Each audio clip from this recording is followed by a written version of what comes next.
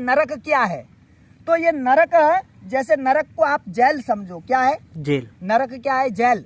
Jail. जैसे हम कहते हैं ना नरक, तो इस नरक को अगर सरल भाषा में समझा जाए तो नरक एक जेल है। जी नरक जेल है। अच्छा, पुलिस वाले कौन है? जो यमदूत है, जिनको हम लोग यमदूत कहते हैं, यमदूत पुलिस वाले हैं। और जज कौन है? जो यमराज है, उन्हीं को यमराज जी कहते हैं, उन्हीं को धर्मराज जी कहते हैं। बुरे लोगों के लिए यमराज है, अच्छे लोगों के लिए धर्मराज है कि नहीं? जी महाराज। हाँ, तो उन्हीं को धर्मराज जी कहते हैं, उन्हीं को यमराज जी कहते हैं। और ये यमुना जी जो है, यमुना जी धर्मराज जी की बहन है जी, यमराज जी की बहन है। तो जो धर्मराज जी है, धर्मराज जी जज है, यमराज जज है, और यमदूत पुलिस वाले हैं। और नरक क्या है? नरक जेल है जी। तो नरक में जब कोई जाता है तो सबको नरक में बराबर सजा नहीं मिलती।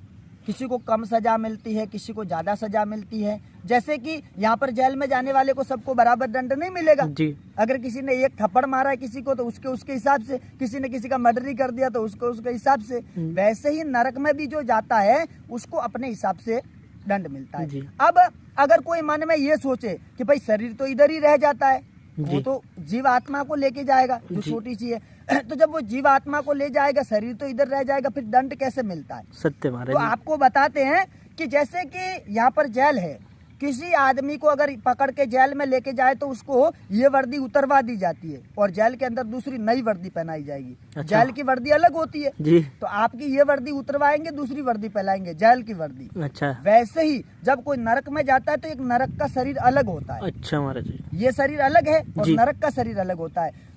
जिस शरीर को यातना शरीर कहते हैं, यातना शरीर, उसको यातना शरीर कहते हैं। और वो शरीर ऐसा होता है कि उस शरीर से जीव आत्मा बाहर नहीं निकल सकता। जैसे ये शरीर है, अगर इस शरीर को, अगर इस शरीर के ऊपर अगर यातना दी जाए, मतलब मारा जाए, पीटा जाए, तो इससे जीव आत्मा बाहर निकल जाएगा। जी महाराज। ज्यादा मार नहीं छह पाएगा, बाहर निकल जाएगा। पर वो यातना शरीर, उससे वो बाहर नहीं निकल सकता। तो बाहर नहीं निकल सकता तो उस शरीर में उसको जब पीटते हैं तो उसको दर्द होता है, चिल्लाता है, कर्राता है, पर उस शरीर से वो बाहर नहीं निकल सकता। जी महाराज। तो वहां पर दूसरा शरीर मिलता है। नरक एक दो नरक नहीं है, 28 नरक का वर्णन तो भागवत जी में है। जी महाराज। 28 नरक का वर्णन भागवत जी में है और गरुड़ पुराण में उससे भी ज्यादा नरकों का वर्णन है। तो ये कोई कहे कि भाई नरक इतने सारे कैसे?